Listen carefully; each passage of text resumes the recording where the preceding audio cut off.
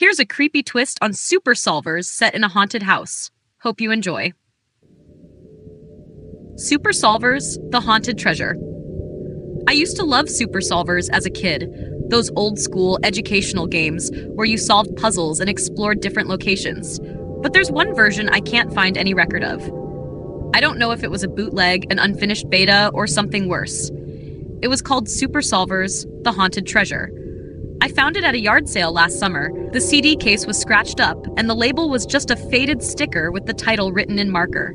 No developer logo, no artwork, just those 4 words scrawled in shaky handwriting.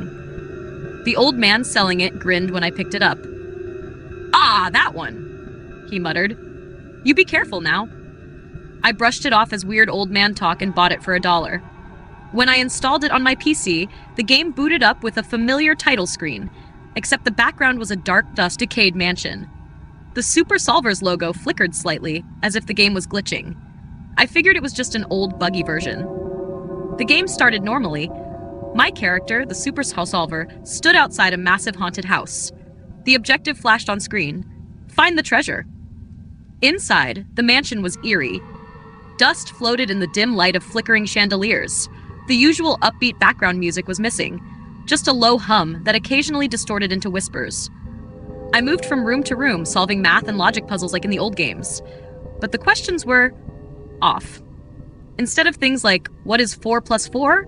I got problems like, how many bones are in the human body? How deep can a grave be before the body vanishes? At first, I thought it was just a creepy theme, but then the game started getting personal. In the library, a puzzle appeared. What year was the player born? I stared at the screen. That wasn't normal. There was no preset answer. I had to type it in. Hesitant, I entered 1989. The game dinged as if I was correct. That's when the whispers grew louder. I moved into another room, an old nursery. The puzzle here was simple, a jigsaw of a family portrait. But when I completed it, the faces looked familiar. It was my family. I froze. My parents, my sister, standing in front of my childhood home, but their eyes were black voids. The game let out a low, distorted laugh.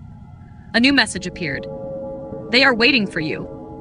I slammed my laptop shut. My heart was racing. That was enough for one night. But when I opened my laptop the next day, Super Solvers, the Haunted Treasure was still running. My character stood in a new room, a basement I hadn't entered. The only way out was forward. I pressed on. At the end of the basement was a large, rusted door. As I approached, the final puzzle appeared. Who is buried beneath your house? My hands trembled as I typed, no one. Wrong answer. The screen flickered. The game forced my character to walk forward, the door creaking open. Inside was a dirt floor, and a hole, a freshly dug grave. I couldn't move. I couldn't exit. My character turned to face me, their pixelated expression shifting, becoming hollow-eyed, grinning. Then, a final message appeared. You will remember soon. My laptop shut off by itself. I never found the disk again. But sometimes, when I close my eyes, I hear the whispers, and somewhere, deep in my mind, I think I know the answer to that last puzzle.